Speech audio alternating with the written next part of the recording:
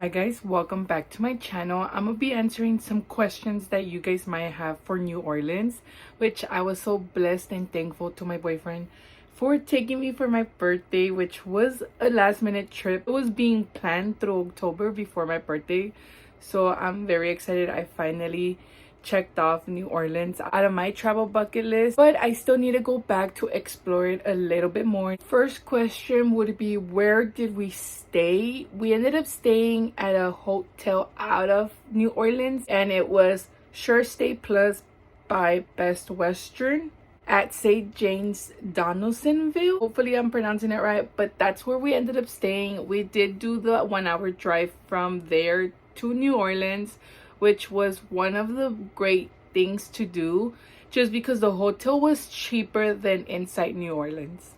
The next question would be, what did we eat / drink and where at?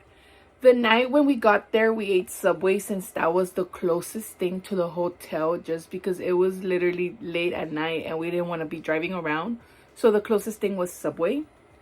Next day, when we went to New Orleans, we ate Loretta's for the beignets, which was technically our breakfast, just because the hotel breakfast, I know I'm gonna be bad at saying this, but the food tasted weird and really bad. But that was literally like our breakfast. It was located at the French Market. For lunch, my boyfriend wanted to go to Russell's Marina Grill. That's where he wanted to go eat lunch, so we ended up going, and the address will be somewhere here in the bottom. We wanted to try empanola. Hopefully I'm saying it right, but we ended up getting the pizza one. There's many flavors as our little snack.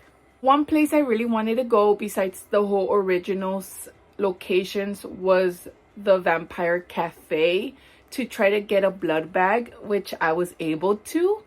There's two, one with alcohol and one without alcohol, if you just want to try it regularly.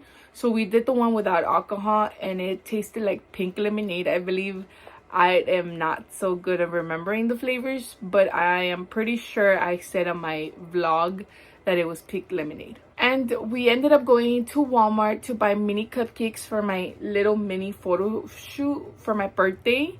So we ended up snacking on cupcakes. We were technically full since lunch, but since I only ate half of the burger, my boyfriend got to take the rest, and he ate that at the hotel once we got there. And that's technically all we snacked and drank. And what you guys are more likely here for and excited for are the original locations in New Orleans, which is very exciting. I got to visit some of the locations, but not all of them. Remember, some of them are closed, some of them are private, and some of them are getting remodeled, if you understand what I mean. When we ended up going to New Orleans, some of the streets were closed, so we didn't get to go to every location, but these are the locations I got to go. These are the two locations you'll find in Jackson Square, which would be where Divina lived at the church, which is right here. And then Klaus and Elisha Michelson's bench, aka where everything ended, which was really sad for me to see the bench and remembering that last freaking episode of the season, because once it aired, I was crying like really badly. So I'm super happy that I got to see those two places. And if some of you all are into the legacies, which are the kids after Vampire Diaries and the originals, I believe the fountain that's in Jackson Square, if I'm not mistaken, I'm pretty sure that's the same fountain where Hope and London ended up dancing in one of the last episodes of the originals, if I'm not mistaken, but I could be so wrong. I already recorded this part of the video, but I ended up losing the footage. I do not know where it ended up going while I was editing this video. So these are the 3 locations that I also went that you guys should try to visit. The Michelson's home, I loved seeing the window where Klaus was standing, and it's such a beautiful outside looking house. I was not able to go inside. I am pretty sure it's a private home.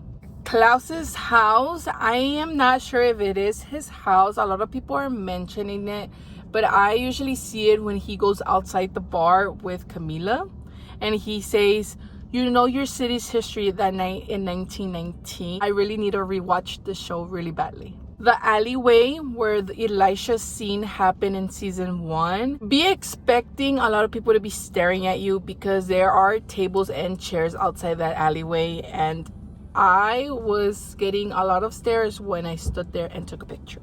So be expecting a lot of stares. I also ended up going to Marcel's house. I know some people could enter. Pretty sure it's private. It's only for the people that rent the hotel rooms, since it's an actual hotel. And that's probably where they ended up throwing the first vampire party, if you guys remember it from season 1. And lastly, I got to go to the cemetery. The cemetery is permanently closed. Some people get to go in. I'm not sure if it's either because of a tour or just because they find their way around it. But I physically was kind of freaking out and scared of my life, just because it was already getting dark, and New Orleans cemetery, what do you expect, right? So those were some locations I got to go. There is many other locations that I might be missing, but I got to go see the main ones, which were very exciting. Lastly, my experience, some things that you should be expecting. The experience was 10 out of 10. I feel like I could have done better by organizing everything. That way I was able to see everything that I really wanted to go see. But some things that you should be expecting is people yelling. That's like the number one thing. I won't go detail to detail, but be expecting people to be yelling. People being rude. That's like the number one thing. I won't say everybody was rude, but people were giving attitude, which sucks because you're trying to go visit, have a great day, enjoy the trip, but they're trying to ruin it. Expect to smell a lot of drugs. It all depends where you're walking, but be expecting to smell a lot.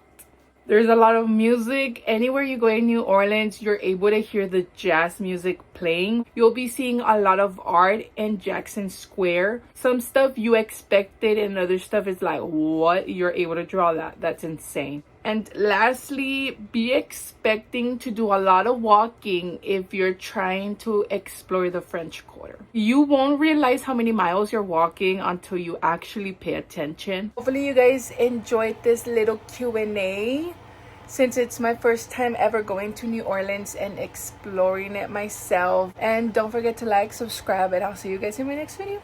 Bye guys.